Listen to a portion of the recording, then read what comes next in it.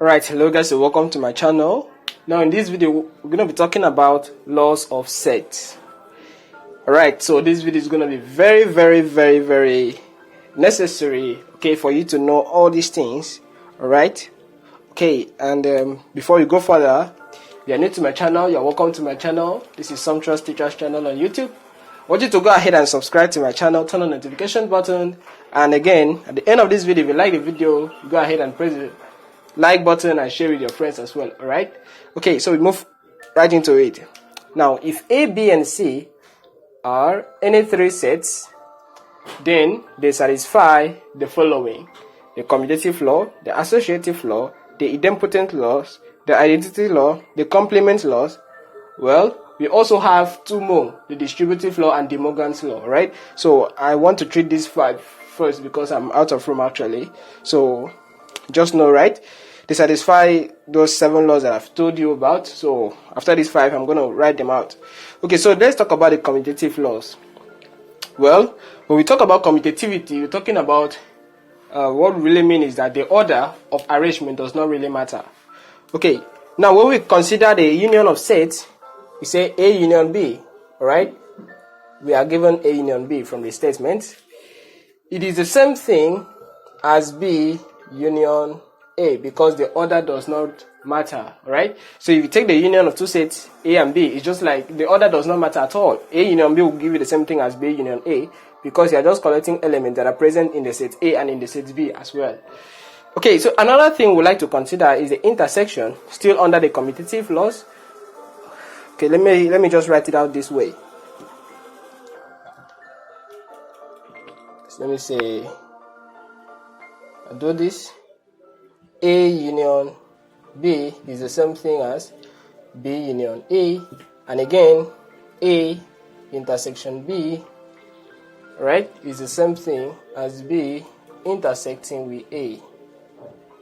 Alright, so that is what you get from the commutative laws of set. Okay, so the next thing we like to consider is the associative laws. Alright, so by associative laws, we associate things together. Here we are going to use the third element C. So I'm going to say that A union now B union C is the same thing as A union B, then in bracket union C, like that, alright? Union C. Okay, so we are just associating. Now this is it. We are taking these first two at a time. Then after uniting them together, you later unite it with the element A, with the set A, alright? It is the same thing as taking the first two, then uniting it with C. So taking the union with the C. So it also works for the intersection as well. So you can go ahead and put that down by yourself. Say A intersection of B intersection C is the same thing as A intersection B, then intersection C. Just like that, alright? Okay, so the next thing I'd like to talk about is the idempotent laws. Now, when we say idempotent, we're talking about a kind of identity, okay? Now, if we take A and intersect it with the same set A, it will give us A, and when we take B and and when we take A union A, we take A union A is the same thing as A. So that is just about the idempotent laws, right? A set intersecting with itself produces the same thing, okay? Because you're saying what's the common element between A and A? So it's very obvious that the common element between A and A is just A, alright? Just like that. And the same thing with the union. Alright. Okay, another thing we'd like to talk about is the identity laws. Anyway, for the union of this, you are uniting, let's say 1, 2, 3, 4 with 1, 2, 3, 4. So you would like to say 1, 1, 2, 2, 3, 3, 4, 4. Doesn't matter because in set repetition of elements is immaterial. Okay, so the identity laws, we're going to talk about that real quick. Well, this one is great actually. When we have A union the empty set, we get back the set A, alright? And again, when we take A union the universal set, when A unites with the universal set, we're going to get back the universal set. When A intersects the universal set, we're going to get back A in this case, alright? You know, by intersecting the universal set, you're only taking a portion of the universal set. So A with the universal set, so the intersection where the two of them meet is just at the point A, alright? Okay, just at that middle that the two of them meet. Okay, so we've talked about the intersection of the set A and the universal set. We talked about the union.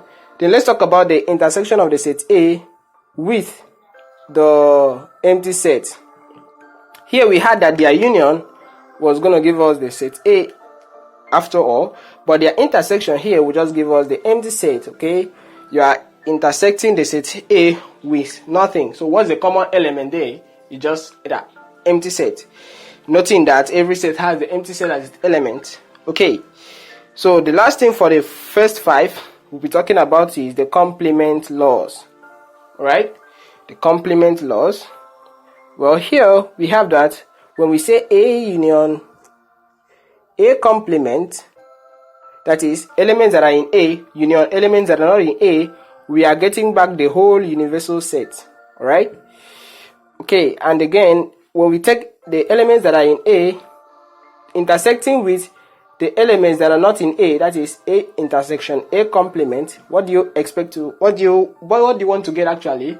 Well, whether you want it or not, you are going to get an empty set, alright? You know, talking a common element, there will be no common element between the set that are in A, the elements that are in A, and the elements that are not in A. Just reason that, you'll see. Okay, and again, I will talk about this right here. This I've already stated it. I stated it when we were treating complements of sets. When you take the complement of a set, you now complement that, you are going to get back the set, right? So A set A complement, and you complement that, you're just taking the set A again. Okay, so there are very many things under the complement laws.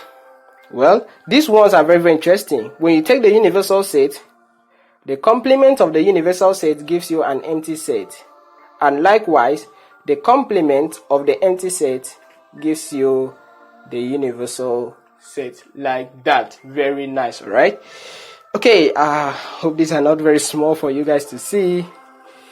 Okay, that is for that one, and this right here is for the Idempotent Laws. This right here goes for the Associative Laws, and the first one was for the Commutative Laws. Okay, so let's move on to the number 6. So you take note of all these. They are very simple to get, okay? You can go ahead and use the diagram, Venn diagram, to illustrate it for yourself. Alright, I'm out of room actually. So let me take the number 6, Distributive Law, and the number 7, the Idempotent Law. Right here we have the Distributive Laws and the Idempotent Law. Alright, so by Distributive Laws, we are going to distribute something over the other. Now here we go. When we have the set A intersection, now in brackets, more like kind of associative, but not really, union here, C. So for associative laws, we were going to have intersection and intersection, right? We will just rearrange it, the bracket actually.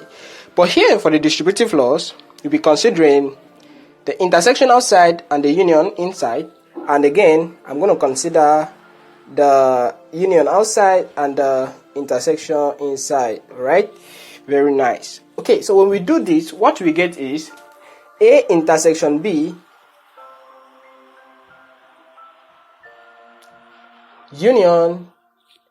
So A intersection B, so this is the intersection, union will be here, then A intersection C.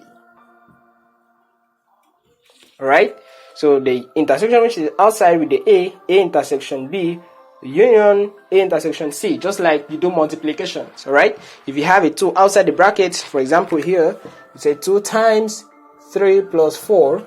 Okay, so this place just like same multiplication, you're gonna say 2 times 3 plus 2 times 4. So that is just the same idea, right? So we're gonna use the same thing right here for the union outside and the intersection inside. So what do you get? We're gonna have A union B and then intersection A union C. So the first illustration we saw that the intersection is distributive over the union, and here we are seeing that the union of sets is distributive over the intersection. So that's just the distributive law. Okay, so let's go over to the De Morgan's law. This right here is very interesting. Anyway, De Morgan is a British logician and mathematician. All right, he formulated the De Morgan's law, and there are other things like the mathematical induction. All right, which is a very great thing today in mathematics. So by the De Morgan's law, we will be talking about that we have the set A union set B, and you complement this, right? You take the complements of the union of two sets. It is the same thing as, well, we are going to split these complements inside of the bracket, and this is how it will change things for us. We're going to have A complement, then union complement kind of will become intersection. Kind of, not really. Then the next thing is B complement. All right. Okay, I'm using that. Let me just use that instead of using a C, which would be a different notation.